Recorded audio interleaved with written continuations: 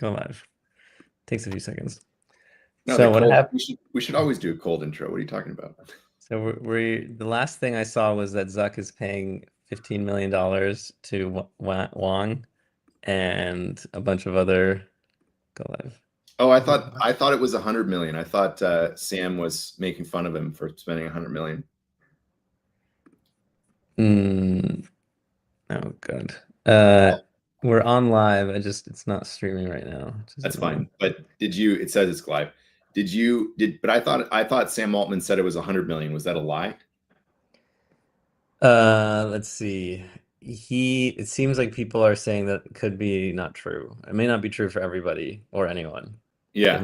It might make some people feel bad potentially. So maybe that's why. I know. So Sam is so transparently bad at this because there's two things here. Number one is they spent $15 billion for half of Scale AI. So the idea that you could spend $100 million 150 times, like that's obviously a thing they could do, right? That's true. So like $100 million may seem like a lot of money to us out of context, but if you're trying to buy people, then for the same amount that you bought half of Scale AI, you could buy 150 people. So he's not buying people though. He's buying the trade secrets about how to do reasoning models because that's what they're really behind on, reasoning models. Well, okay, but what I'm saying is that at some level it's access, right? Because Andrew Wang is going to be the head of Meta now or whatever, Llama. He's the chief AI officer. Yeah, whatever that means.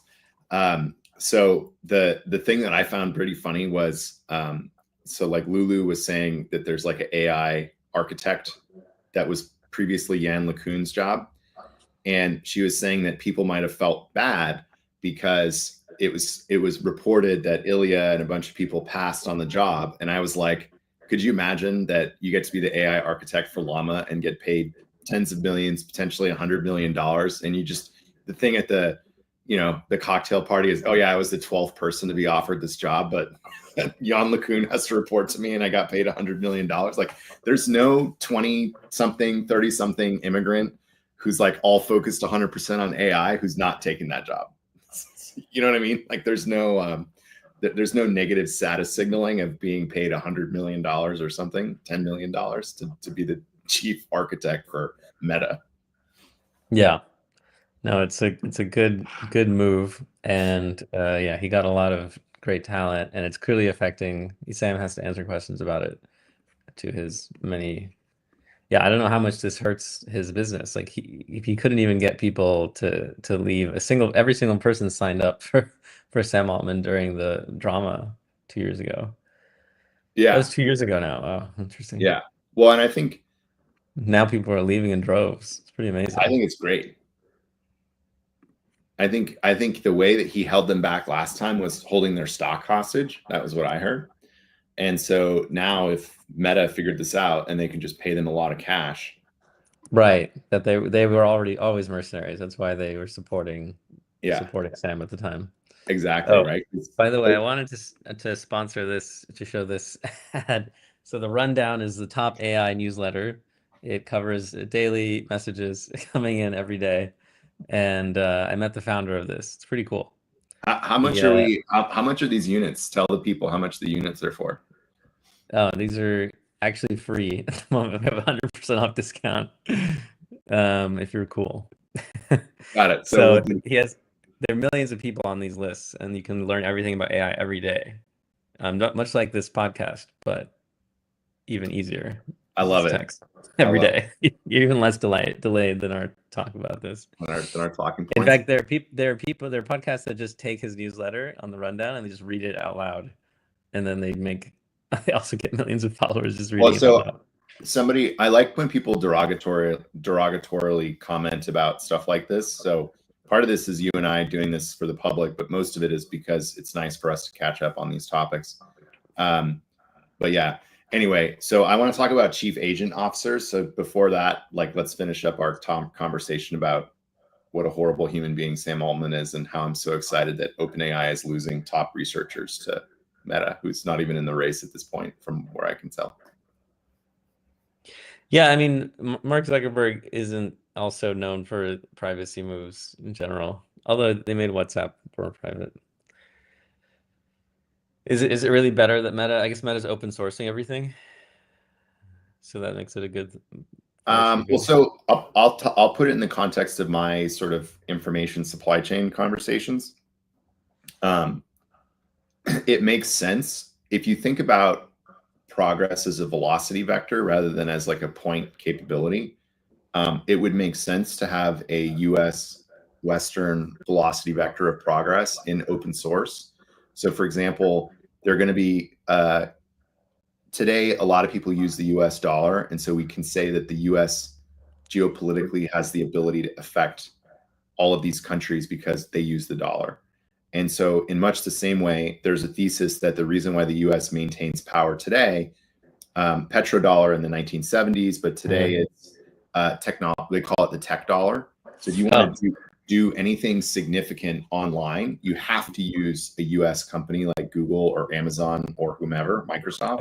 Or US based DNS provider. Or a US based DNS provider. Exactly. And so there's a whole conversation that's happening in my circles about, so there's a lot of old people who think the US maintains power globally because of our oil being priced in dollars. But actually, like, it seems much more likely that anything that has to do with advanced service-based economies is almost 100% US company based. Like, there's no significant Web 1.0, 2.0 companies in Europe from an infrastructure standpoint. So AWS, all of it, it's all US.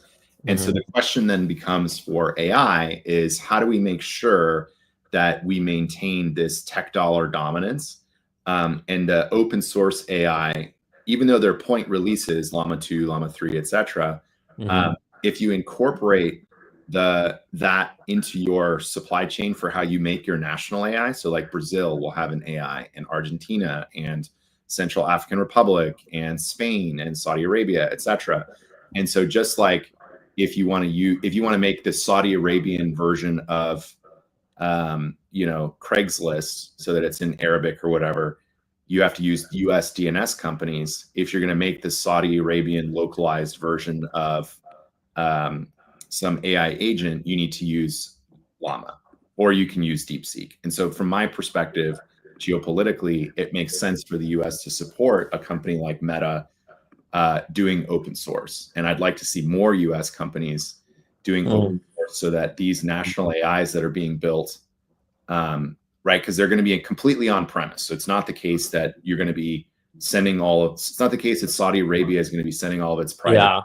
Yeah, it's not good. You're right. It's not, I mean, it's not even good for US companies to send all their data to a centralized entity.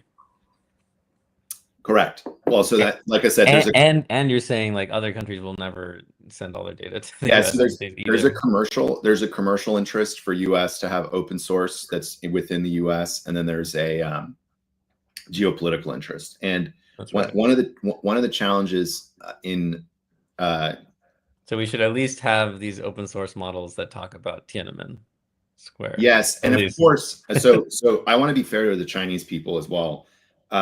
There are topics that get out of our AI, so it's not the case that there's no bias in the Western AIs. I'm not going to be so bold.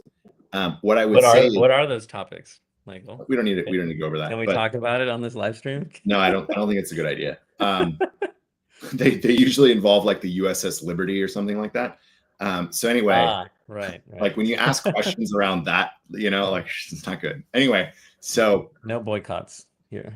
Yeah. So what I'm trying to say is there are going to be blind spots or censorship spots in the US AI supply chain. However, unlike in China, and this has been my experience, and you can correct me if I'm wrong, there's no way at any level for people who are not the CCP to challenge the decisions that the government has made.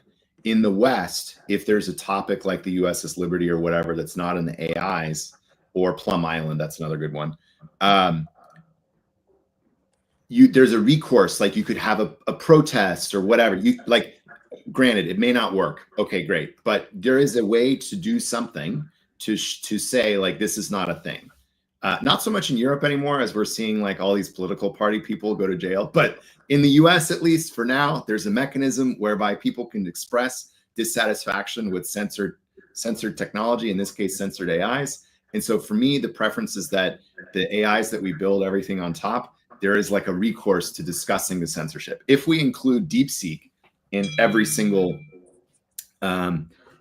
AI model, then like, you know, I'm here in the US, my kids are going to ask in their education model about Tiananmen and they're not going to learn about it. And then there's no recourse for us to get DeepSeek updated because the Chinese government will just give us the finger, which is the case now with DJI. So this is a great example. So China killed the American drone industry by inducing the Federal Aviation Administration to pass a regulation that any drone that was flown over 200 feet in altitude required a pilot's license to operate in the United States.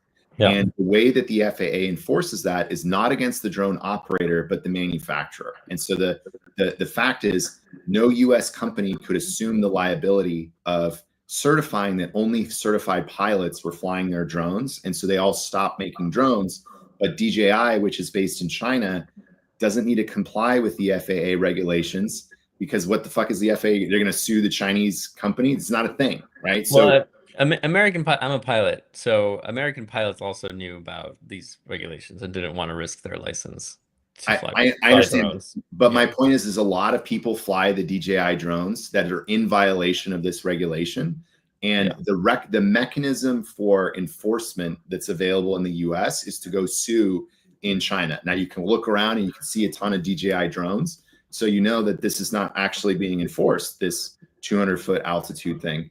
And so I feel the same way about the AI thing. So if there is actual censorship in the open source model, there's no recourse if the model comes from China for us to update it. That's all I was trying to say. In the US, makes sense. There might be recourse. I get it. We probably also don't have an open system, but at least I feel like we have a little bit more.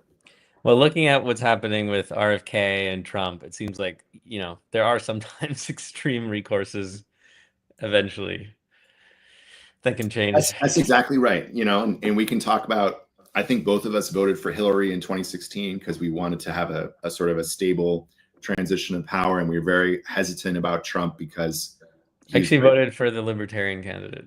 Oh, okay. Was it Johnson that year? Anyway. Something like that. I don't know. Yeah, I think my point was more like the guy was a chaos monkey and an unknown because he was totally outside the political system, and that can be catastrophic. And you know, it's turned out that Trump is basically a centrist. He's he's obnoxious in the way he talks about everything in terms of pissing everybody off, but like his policies are very centerline. Right? It's like, usually they have like wide support of like 60 to 80% of people. So. Some of them maybe. Yeah, I would say like most of the things Trump does, there's some like marquee policies, especially pushed by people at the frontier of his administration, that are sort of aggressive. Yeah.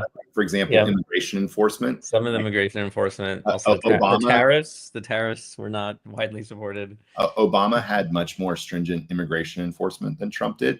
That's just like a fact, like the number of people deported and the way they were deported and everything about it. And the way Obama talked about it and like in his speeches was a lot more hardcore. On the tariff side, I agree it's been a change, but one of the things that's been interesting to see is that the impacts of the tariffs as yet have not been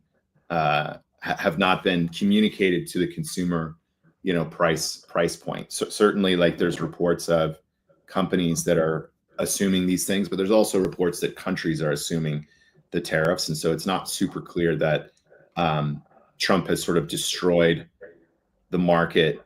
That it's not so clear that he's destroyed demand by issuing tariffs. Yeah, the tariffs can only be partially supported by the countries at best, or some of them. China's, for example, more than 100%. Like you can't price things and keep the same price. Well, no, it's the tariff that's going up 100%, not the cost of goods.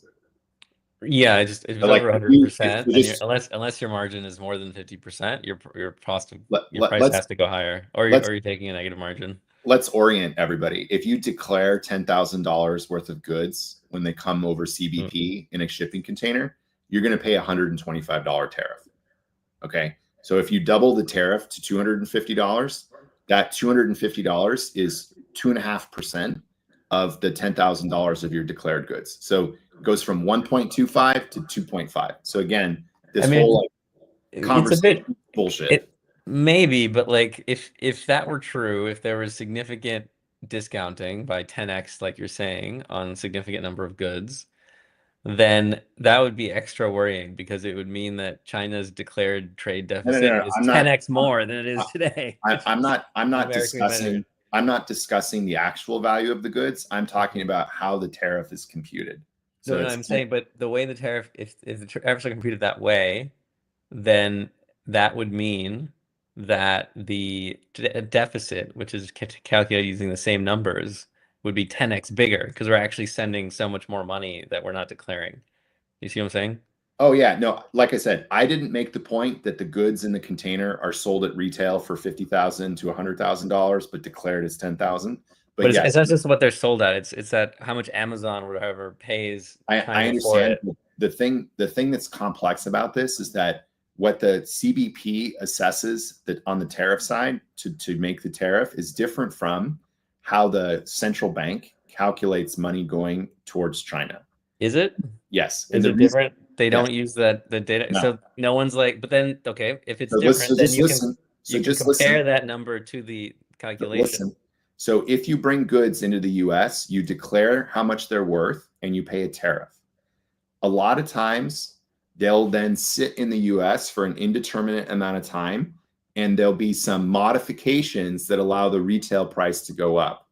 And you don't pay a tariff on that. So like if you have goods and you do nothing to them, but you sell them for 10 times more than you declared, that's illegal. But if you bring the goods in and you modify them and then sell them for 10 times more, then that's fine. But you're focused on the retail price. But I'm saying that the wholesale price that they're sending, like Amazon is sending dollar bills to China.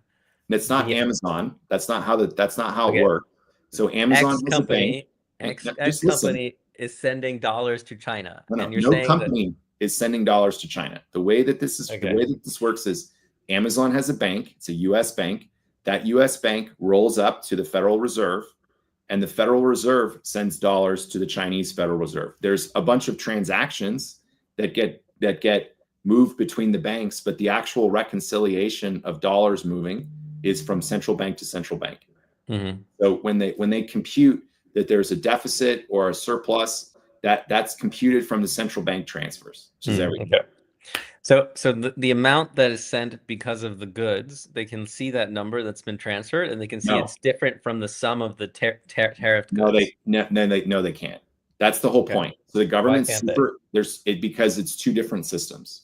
They're not connected. But they're two. I understand the different systems. I'm saying the number is a number, 10 billion, and you're saying the tariff, if you add it up, it's 1 billion.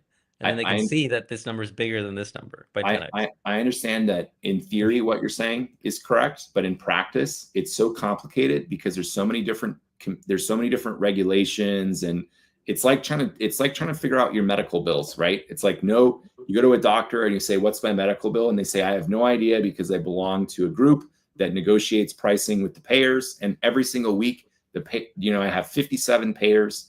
They're always constantly being negotiated. So I actually have no idea, even at the point of service, how much this service is. It's the same thing. I totally understand that. But in the end, there's a certain number of dollars and certain pieces of paper, and you can add those numbers up and say, look, I had this much in my bank account and I have this much in my bank account. Yes. In the middle, it can be complicated, but at the end of the day, yeah. Yes, and those are the numbers that are reported, and those are the numbers that people argue about. But back to AI. Let's talk about AI. I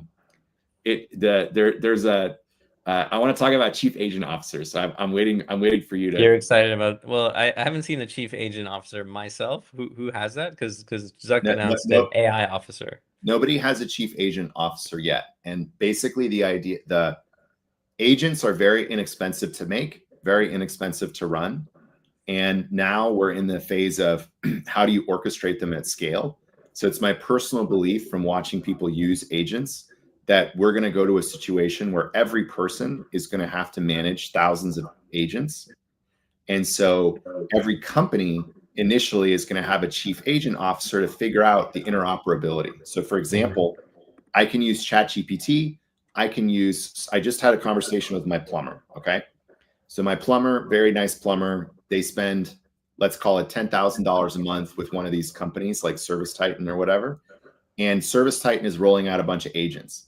At the same time, where Service Titan doesn't have agents for my plumber, like he wants to do discovery with the client, record it, and then have a summary. He's using ChatGPT. And so even the plumber is in a situation where he has multiple different systems where he may or may not understand how they could or could not work together. And so he's like, I signed up for ChatGPT. I signed up for this thing from Service Titan. I signed up for this one. I signed up for that one. And there's no interoperability between all of those things. So that's a plumber. That's a guy who like wrenches, right? It's a little bit more complicated than that, but functionally that's what it is. So larger companies are in the same situation where the model in SaaS was always, we want to sell to developers, get enough developers in a company using them, and then hold procurement of that large enterprise hostage until they negotiate an enterprise-wide account. Okay, that's the acquisition channel for software as a service. That's happening with agents. So we're giving away a lot of agents. We want all these, employees at Google to be using them or whatever, Apple. And then eventually there's enough of them that there's critical mass that you can bundle them together and sell to procurement. But the challenge is nobody understands how to think about, there's sort of like 3 different workflows. So you have human only workflows, you have human and agent workflows, and then you have agent only workflows. And AI is different because AI is all about how do we identify,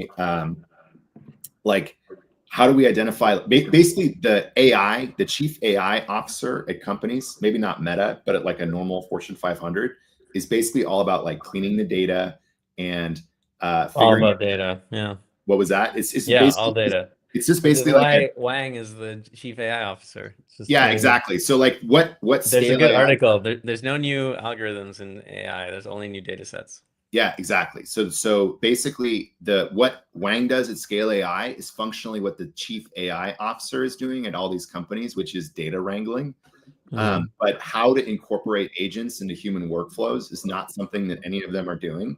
And so me and my group, we posit that there will be a chief agent officer, which is somebody who's in charge of actually intermediating all the workflows to figure out like, okay, at our company, everyone needs to use ChatGPT for this and Cursor for that, or whatever it is, right? And you might, and there's some complexity here as well, because there's no way to compare one agent with another. And right now, because we have execution agents, mostly no planning or strategy agents, it's very easy to go and use an agent for 10 minutes and then come back. But in the future, you have to bring a huge data set in order for that agent to be useful. So now how do you compare one agent versus another? So there's like a huge problem in like a huge market discovery problem, right? Because it's not like you just show up and start using Google and you know immediately it's better than Alta Vista. So you're using agent, because I've seen 3 definitions of agent. You're using agent as like human employee replacement.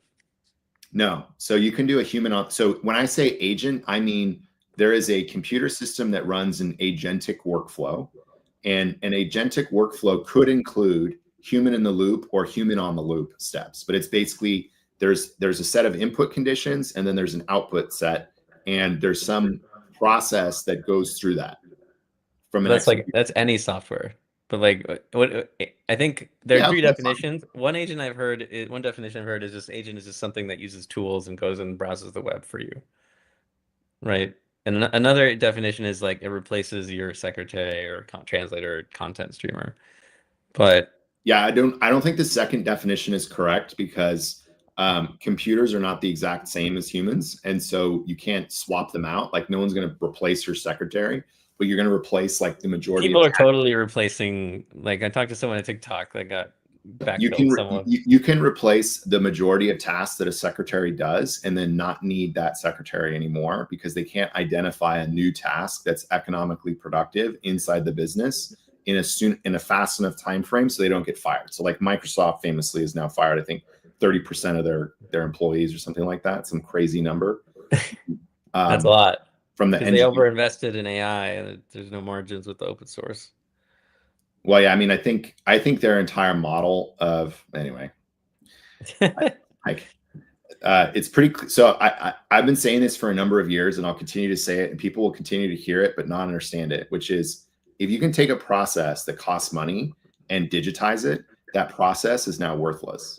So that's I think using the definition of agent as in I guess ChatGPT was like you ask a message, it returns an immediate GPT-4o message. I Yeah. think you're saying an agent is something that takes multiple steps.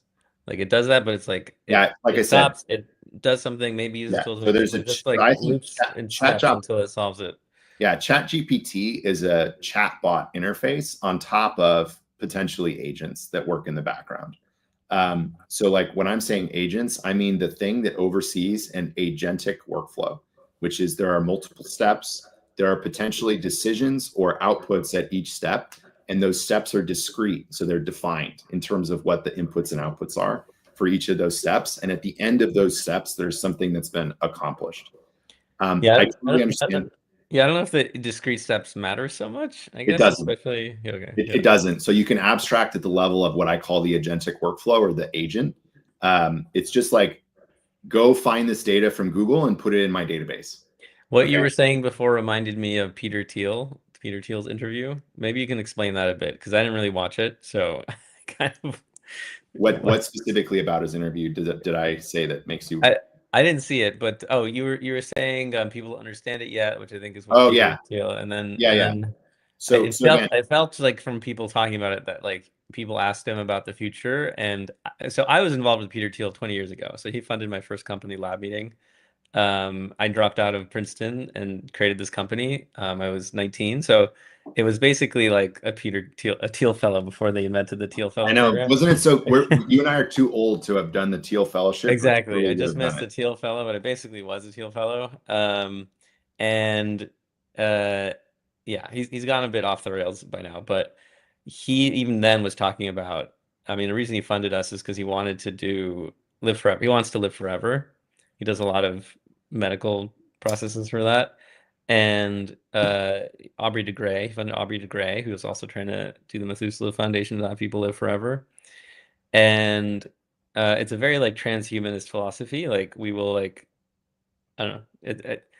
It seems like people aren't ready for his You're view like on the going all over future. the place. Can you be more specific? So I didn't watch the interview. I wanted to see what so your take so on it is. yeah, I just I'll wanted to say frame that like I know I'll he's say been two things transhumanist for first. a while. Okay. People who are Gen X, they grew up in a world where the relationship between inputs and outputs was linear. If I want to do more work, I have to linearly increase my capability. So, Mhm, classic example DMV, there's 100 people in line, there's 10 mhm, tellers, 10 people per line. I want to increase the speed that work is done. I now add 5 tellers, right? The number of people in line goes from 10 to like 7, 6 or 7. Okay. That's a linear relationship in work. When we do software, we are creating an exponential relationship or higher, a complex polynomial. So I write a piece of software that does the DMV tasks. And now instead of having 10 agents or 15, I have just as many on demand agents as I need in order to service somebody. So there's no line, right? And I can have one person in line theoretically or 1,000 people. It doesn't matter because it's run by the computer. The problem with Gen X is that they grew up in a linear relationship and they can imagine an exponential relationship, but exponentials are not our world. Our world is S curves. So in any human system, when you softwareize it, you don't get, because of Jevons paradox, an infinite amount of usage because it's now free to use. As you get close to free, the usage asymptotes because it's an S curve. So like when we digitized music, there was this period where like everyone got the entire copy of all human music ever in the 90s, late 90s. You could like download it off IRC chat. And so everyone was like creating these multi-terabyte data sets. But it wasn't the case that they then spent all waking minutes, like an infinite number of minutes listening to music. But this is the thinking model of Gen X. I don't understand why. They don't understand that like there's bottlenecks. Okay. There's like fundamentally bottlenecks. So because there's no infinite usage. Like we have to continue to say this. So when you come across something that is transformed from a human process to a computer process, that computer process is going to be done an infinite number of times because it's free to do. And so the bottleneck for whatever that set of work is going to shift somewhere else.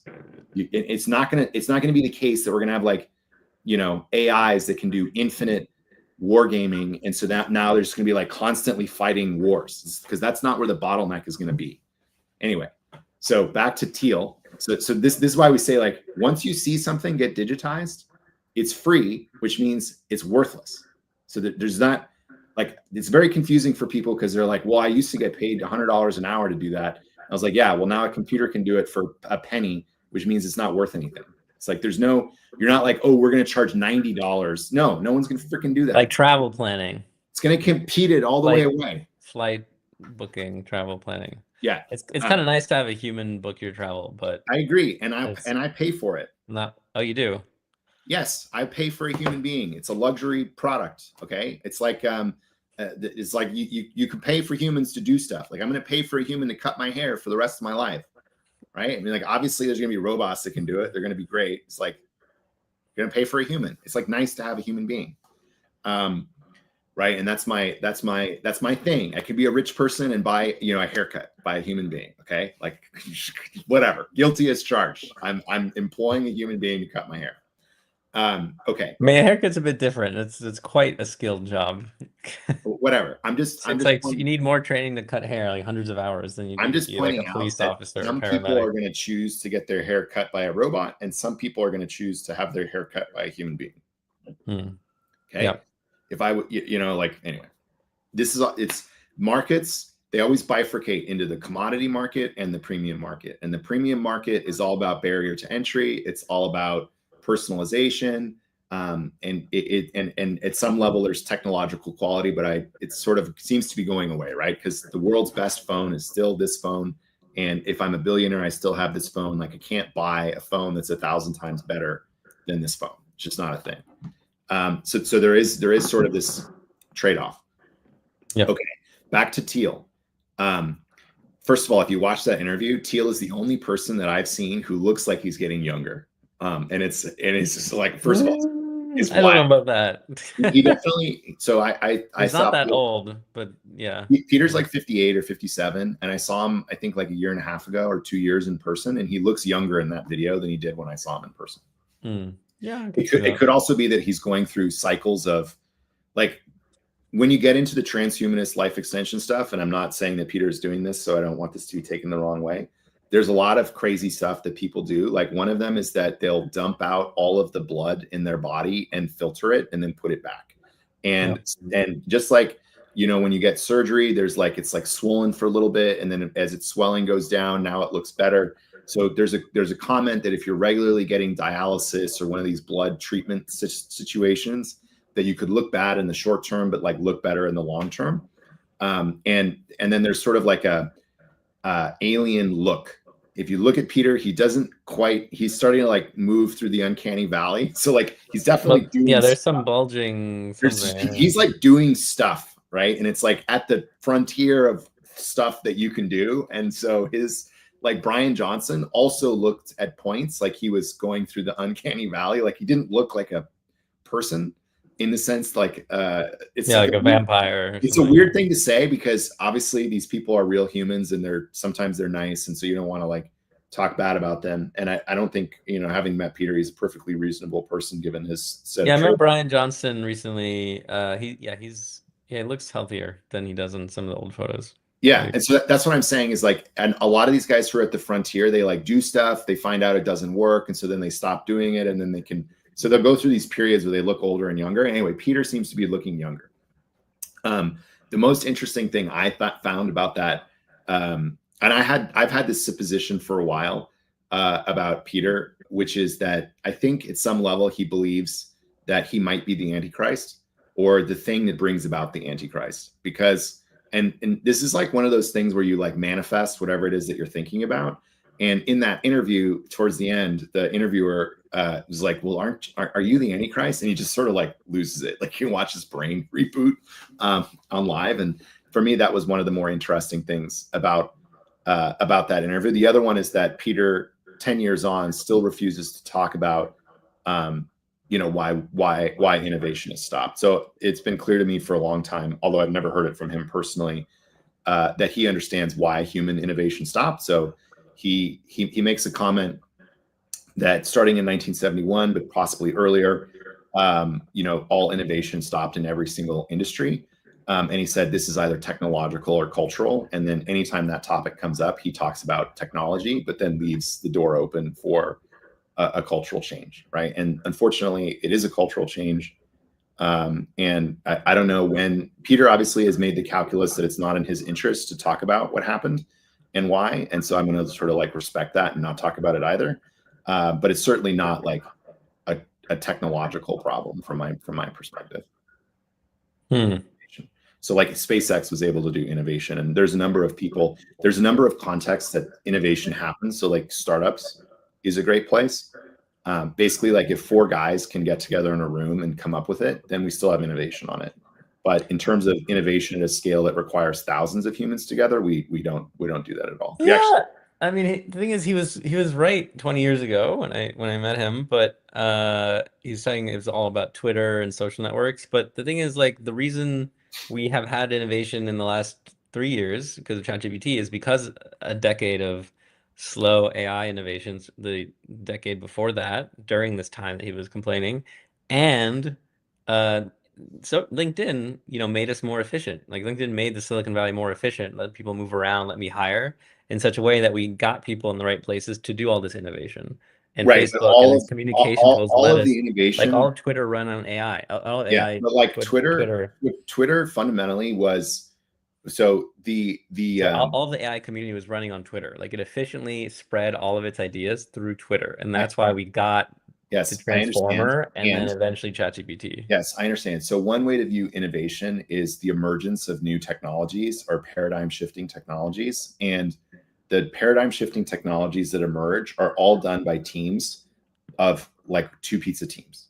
Okay. There's no breakthrough innovation that's happening except at SpaceX with the Raptor engine, the Methalox engine, and the rapid reusability. There's no breakthrough innovation that's occurring that's larger than a 2 pizza team.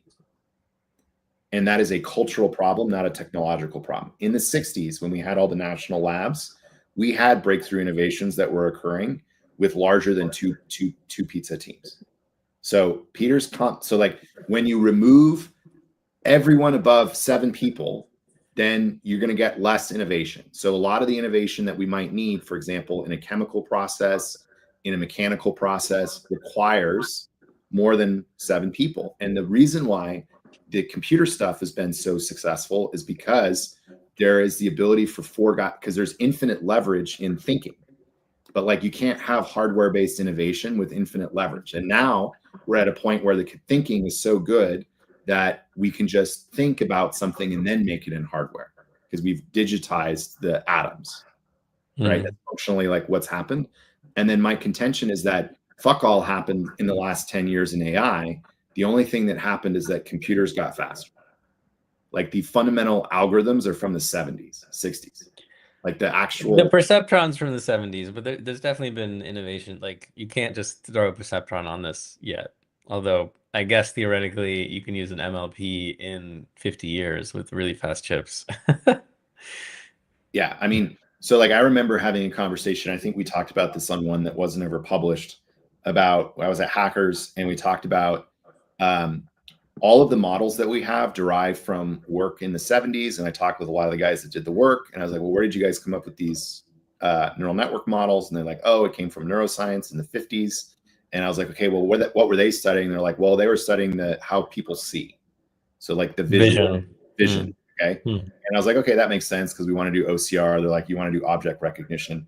But like, have you guys looked at other perceptual frameworks like taste or smell? And they're like, no. And so then and like this is like circa 2012 or 2013, there were all these people that are like, wait a minute, smell is single shot learning. So you can smell something one time and remember it for the rest of your life. And we had no neuroscience done on the olfactory system and then the associated algorithm development that happened in the 60s and then early 70s, just like we had with the visual system. So then they all raced to go do that, right? So this, so first of all, this story is funny to me because there's 2 things. One is I don't think I was the person who came up with this, by the way. I think it was a conversation among 50 people at the same time. So I don't want to take credit for it. But I do think that there's this idea that there's a path dependence to how technology is developed. And it is dependent on like fundamental observation.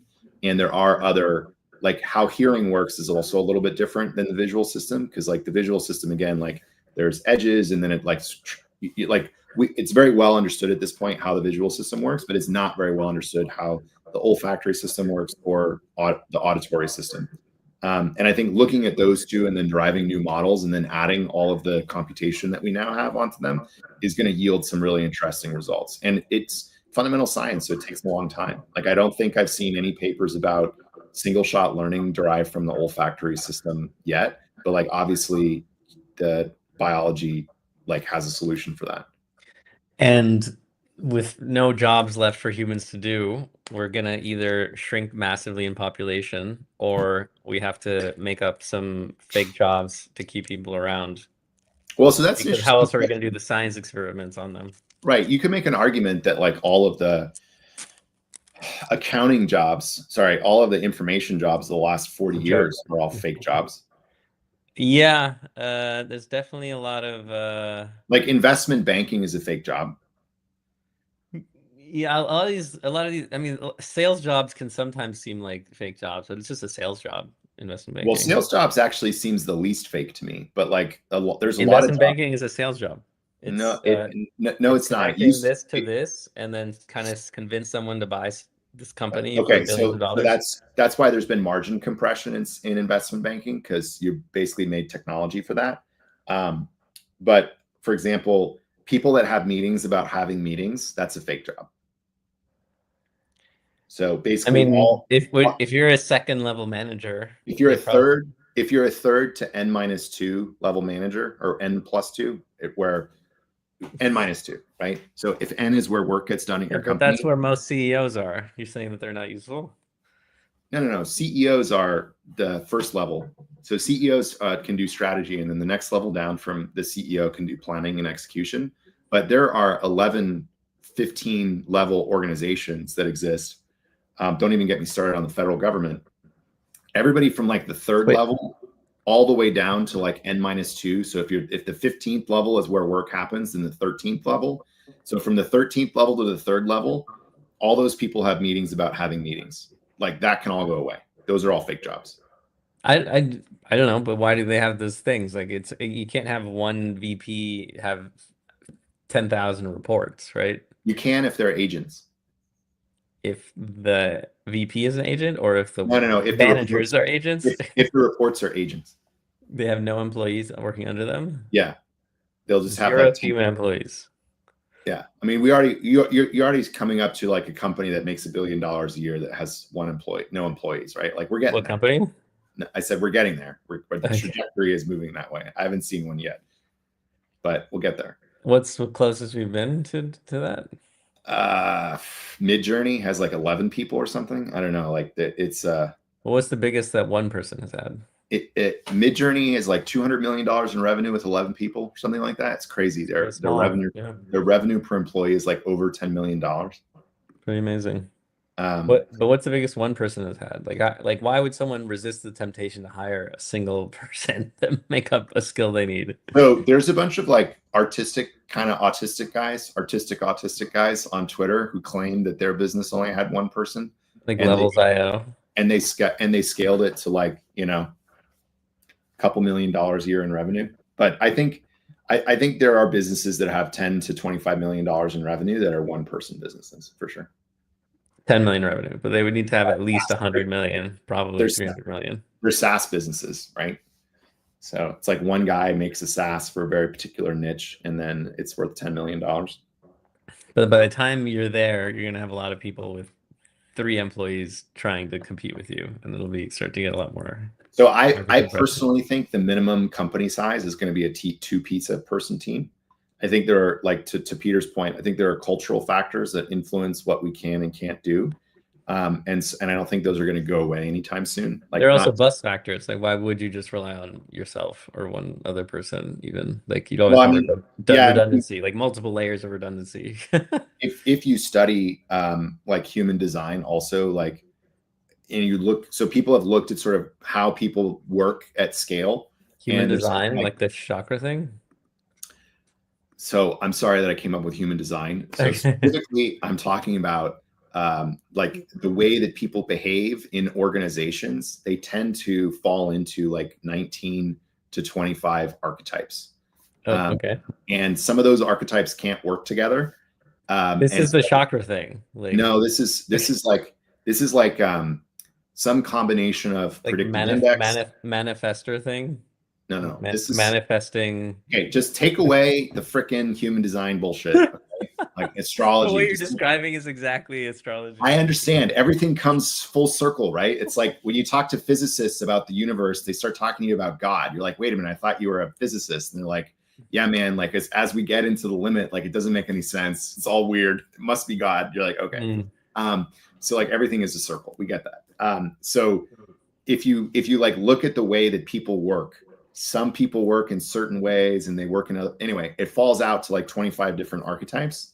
Mhm. And so you could and then some of them can't go together, right? And so like maybe the Overton window is covers 7 archetypes, and so you would, in an ideal scenario, your business would cover, one collection of archetypes, and maybe you can't have more than 7 working together, which is why the optimal team size for all of human history has been 4 to 7 people, right? Like if you're going to go hunt a woolly mammoth, like what's the fundamental unit of organization as a team? It's like 4 to 7 guys. If you're going to start a startup, Is that right? I haven't heard that.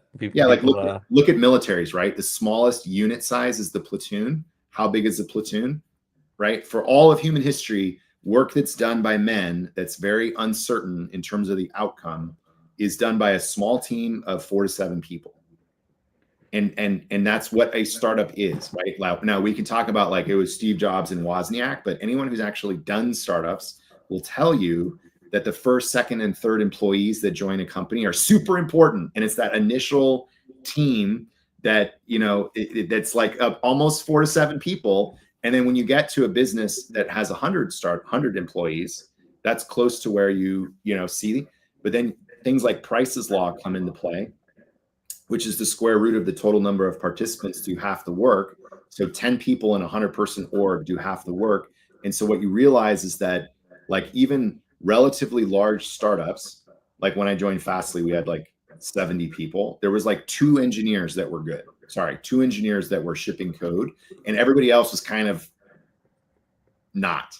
Like you could replace all those people and it wouldn't matter, but the 2 guys that you couldn't replace them. And so there's a huge argument that like every company that's a startup that's in technology has a couple of these sort of like bad user interface guys that are managed by the CEO until the company gets to like 500 employees, and then the sort of the inertia of the market and everything takes it from there, and then they never innovate anything again.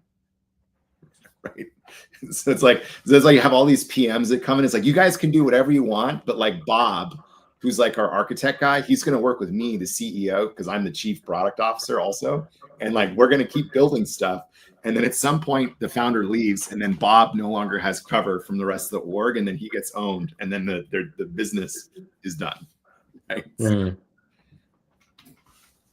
I think we'll have people running companies for a while, mostly because of security reasons. I think all these AIs agents always have ways that people can easily do attacks on them, and humans need to be there to be basically an immune system. And I think there's a lot of intelligence in the human immune system as well.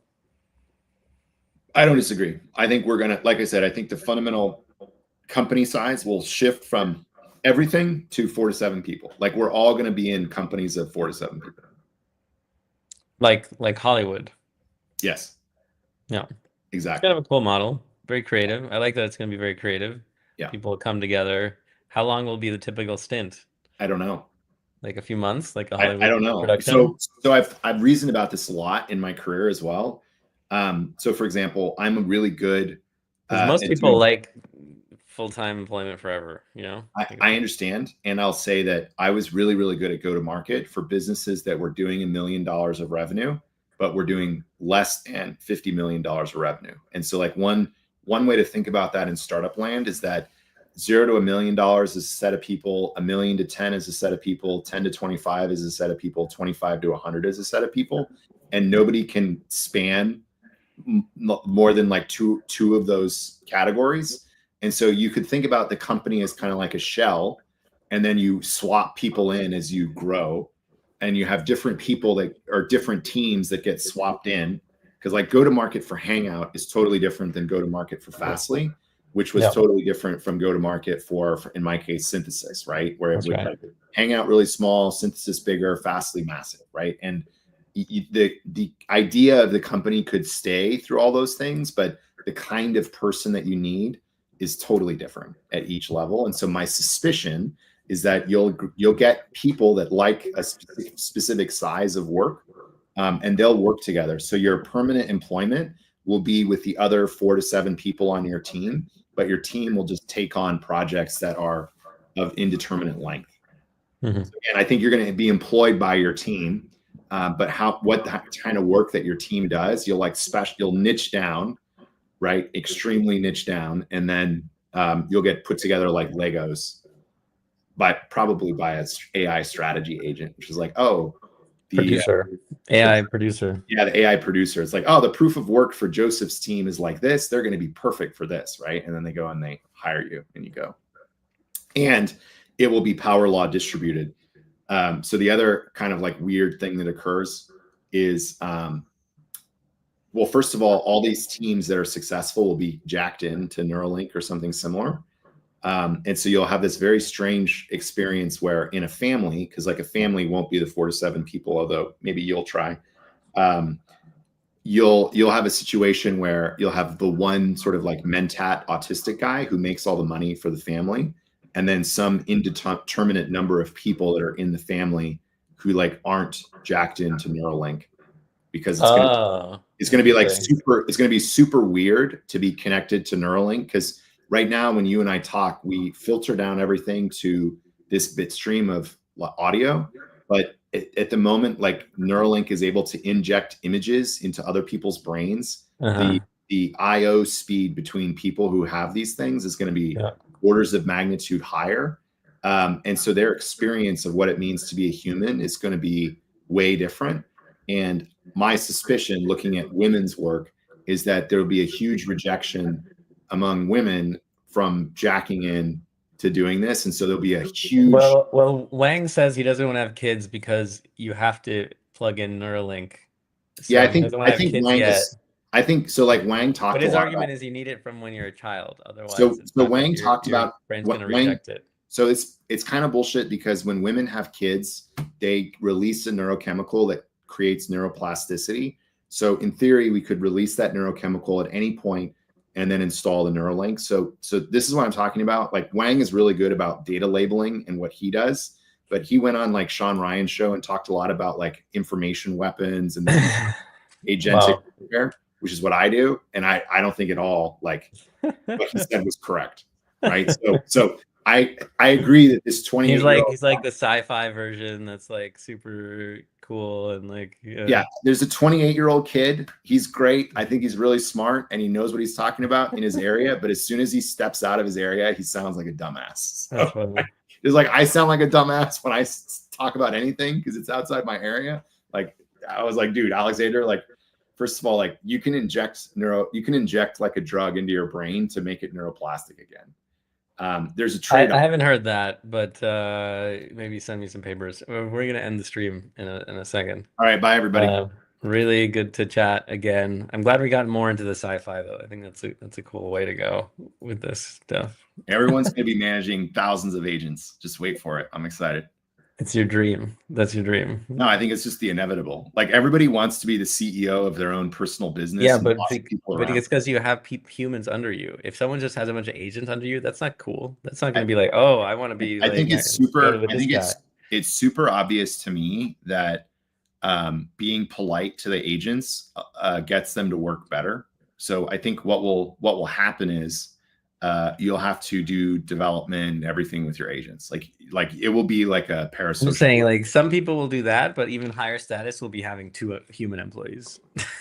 I agree. It's always higher status. Like this is like the whole argument about having daughters is higher status, right? So again, like yes, and we'll just see what we see. Okay.